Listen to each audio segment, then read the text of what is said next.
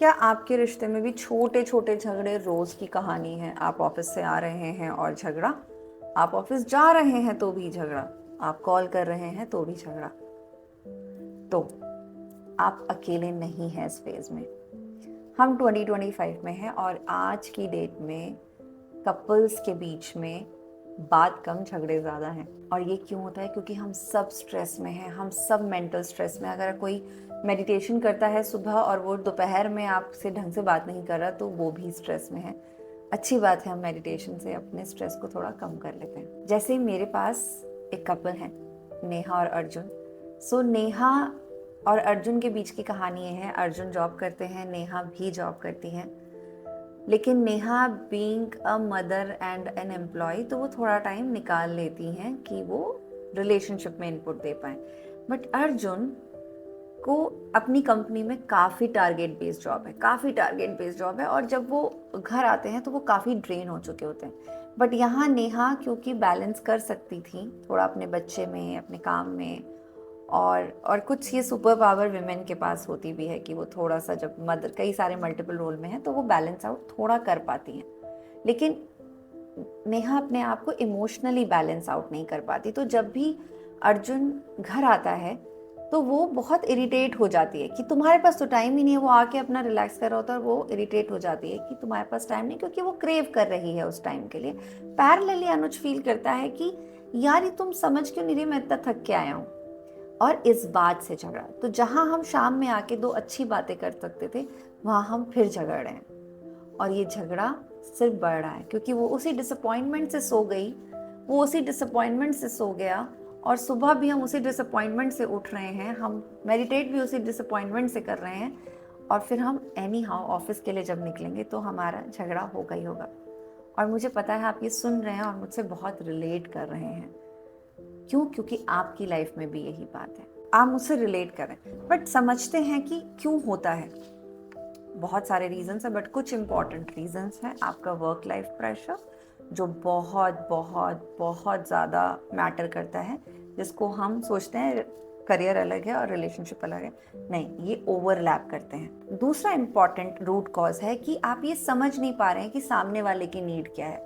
हो सकता है वो एक बूंद पानी से भी पूरी हो जाए, लेकिन हम वो समझ नहीं पा रहे हैं। तो lack of understanding of emotional needs एक दूसरे की। And the third important root cause is your past things.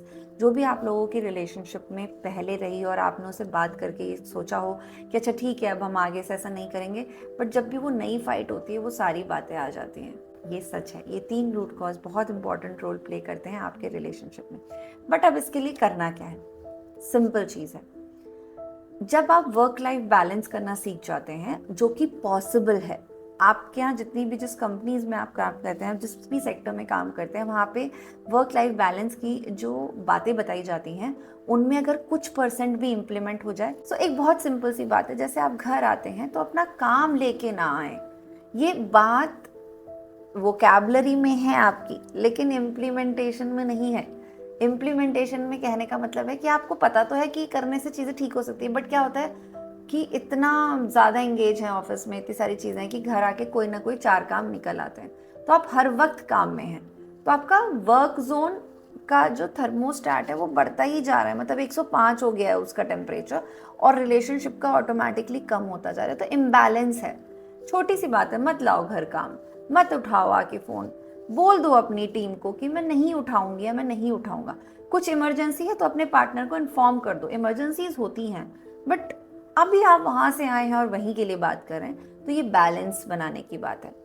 अगर आप इंडियन कल्चर में हैं और वहाँ पे आपके पास स्पेस है कि आप सैटरडे संडे ऑफ पे हैं, तो भी आप अपने फैमिली को टाइम दें, अपने पार्टनर को टाइम दें। ये हमें सिखाया जाता है लेकिन हम इम्प्लीमेंट नहीं कर पाते। सेकेंड इंपॉर्टेंट चीज़ जो आप अपने रिलेशनशिप में करते हैं, एक दूसरे की इमोशनल नीड को समझिए।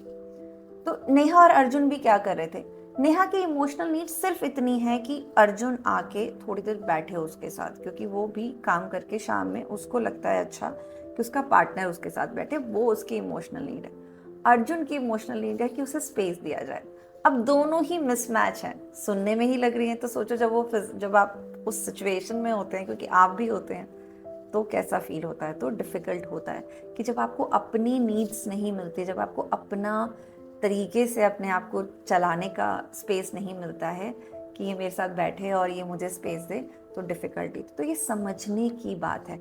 बात कर लो, अगर आपको समझ नहीं आ रहा है, बहुत बड़ा कोई रॉकेट साइंस नहीं है, पूछ लो यार कि तुमको क्या उम्मीद है मुझसे, कि मैं जब ऑफिस से आता हूँ तुम क्या पसंद करती हो, तो फिर अपनी बताओ कि मुझे आधा घंटे का टाइम मुझे दे दो, उसके बाद मैं तुम्हारे साथ भी स्पेस शेयर कर सकता हूँ, क्योंकि अच्छा तो आपको भी लगता है, लेकिन आपको वो 30 मिनट्स नहीं मिल रहे, तो आप उसको वो 30 मिनट्स दे भी नहीं पा रहे। एंड तीसरा इंपॉर्टेंट पॉइंट जो आपके रिलेशनशिप में बहुत मैटर करता है गाइज, मैं चिल्ला चिल्ला के कह रही हूँ आप लोगों की, कि past patterns of your relationship matters a lot and makes your relationship working or not working in the present.